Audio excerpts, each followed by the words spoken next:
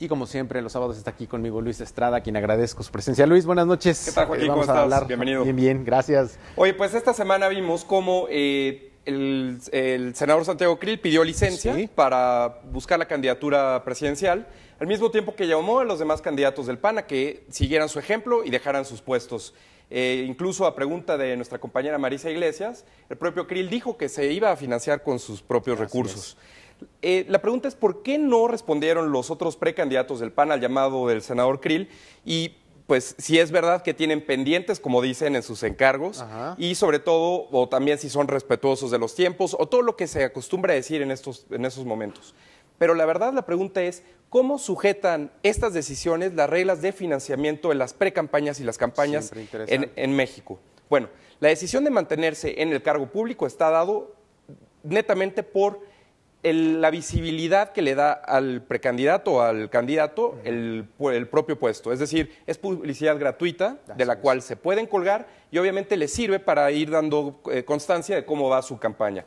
En ese sentido, las reglas impiden que los precandidatos o complican que los precandidatos tengan las dos cachuchas, es decir, que sean candidatos o precandidatos y al mismo tiempo que sigan siendo funcionarios públicos, porque las denuncias se multiplican, ya sea por actos anticipados de campaña o bien por el uso indebido de recursos oficiales. Entonces, lo que vemos es en realidad una competencia sobreregulada, porque las discusiones en México no se dan necesariamente sobre los problemas reales, sino sobre si se respetan o no se respetan las reglas en un sistema claramente sobreregulado en el cual destaca el financiamiento de los partidos. Aquí, Luis, hay que destacar que hay ventajas y desventajas, por supuesto, en las dos posiciones. Por supuesto. Y ahí, primero definir ¿cómo es en México? Bueno, en México primero predomina el financiamiento público, eso hay que decirlo. ¿Qué diferencia hay entre uno y otro?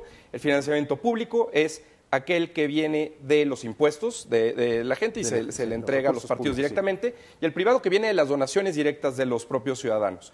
¿Cuáles son las ventajas y desventajas del financiamiento público sobre el privado? Y lo podemos ver en la gráfica. El financiamiento público tiene como ventajas la equidad en la competencia. En el caso mexicano, 30% se le da igual a todos y 70% de acuerdo a su fuerza electoral.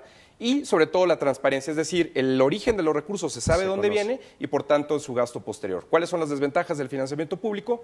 Bueno, pues como es vía impuestos, la relación entre el elector y los partidos es difusa y sobre todo aquí se genera un ciclo. Tiene más recursos el partido que gana más votos y por tanto va a tener una ventaja permanente. Ahora, pasando a las ventajas o desventajas del financiamiento privado, es que los partidos pueden detectar claramente cuáles son los intereses del electorado, pero al revés, los electores pueden saber principalmente cuáles son las fuentes de financiamiento. Y entonces tú puedes identificar cuáles son los intereses reales que están detrás de los partidos.